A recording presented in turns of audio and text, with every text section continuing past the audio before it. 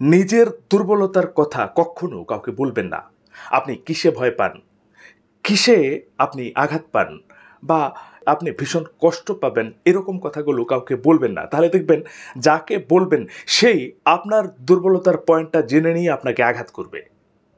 কারোর উপর এত বেশি নির্ভরশীল হয়ে পড়বেন না যে আপনি নিজের কাজটা নিজেই করতে পারছেন না, অপরকে দিয়ে করতে হচ্ছে, এমন পরিস্থিতি এলো।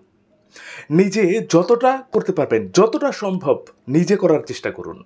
আপনি নিজেকে যতটা সময় দেবেন, আপনি নিজের কাজ নিজে যতটা গুরুত্ব দিয়ে করবেন, অপরে কিন্তু এতটা গুরুত্ব দেবে না।